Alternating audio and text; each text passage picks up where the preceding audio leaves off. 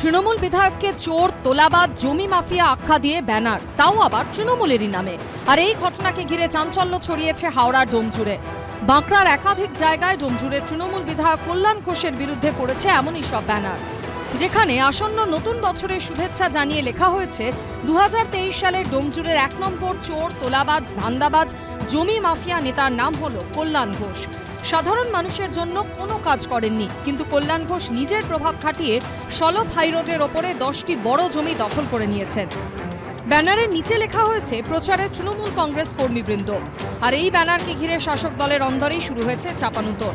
যাবতীয় অভিযোগ উড়িয়ে তৃণমূল বিধায়ক কল্যাণ ঘোষের দাবি, গত 10 বছর ধরে ডোমজুড়ে যে মাফিয়া এবং সিন্ডিকেট রাজ কায়েম হয়েছিল তা 90% শেষ করে দিয়েছেন তিনি। সেই আক্রোশ থেকেই এই ব্যানার।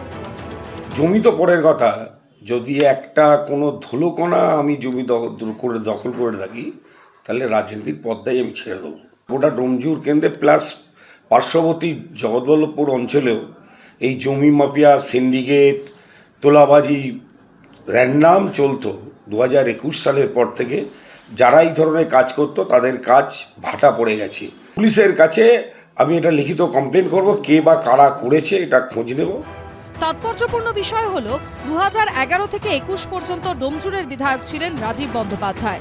গত বিধানসভা ভোটের আগে বিজেপিতে যোগ দেন রাজীব, কিন্তু ডোমজুড়ে তৃণমূল প্রার্থী কল্যাণের কাছে হারতে হয় তাঁকে। বিজেপি ঘুরে রাজীব এখন আবার তৃণমূলেই, আর তার পুরনো বিধানসভা কেন্দ্রে ব্যানার ঘিরে বাড়ল জল্পনা।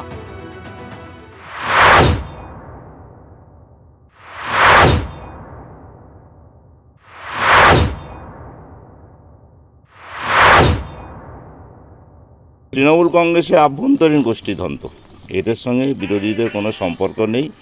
আবার নতুন করে রাজীব বাবু ডোমজুর বিধানসভায় পজিশন পেতে চাইছেন, তার দলবল কাজ করছে। কল্যাণ ঘোষ, ওনার আশপাশে যারা আছেন তারাও কল্যাণ ঘোষকে সাবঅর্ডিনেট করে সময় পেলে আবার পাঠিয়ে দেবেন আগের মতন তার পজিশনে, সেটাই ওদের প্রচেষ্টা। উনি 2021-এর পর পূর্ববর্তী বিধায়ককে চোর বলতেন। আজকে ওনার নিজের এলাকায় পোস্টার পড়েছে যে উনি চুরি করেছেন, উনি দুর্নীতির সঙ্গে যুক্ত। টিএমসিকে বুঝতে হবে যে টিএমসিতে সবাই চোর। কেন, কারা, কি উদ্দেশ্যে দিয়েছেন, এ তো কল্যাণবাবু নিজেই তার উত্তর দিয়েছেন। উল্লেখ্য, গত বছর সলভ বাজারে তৃণমূল বিধায়ক কল্যাণ ঘোষের নামে একই রকমভাবে দুর্নীতির অভিযোগে পোস্টার পড়ে। 1 বছর পর তারই পুনরাবৃত্তি, আর তা ঘিরেই তুঙ্গে হাওড়ার রাজনীতি। শুভেন্দু দাসের রিপোর্ট, এবিপি আনন্দ, হাওড়া।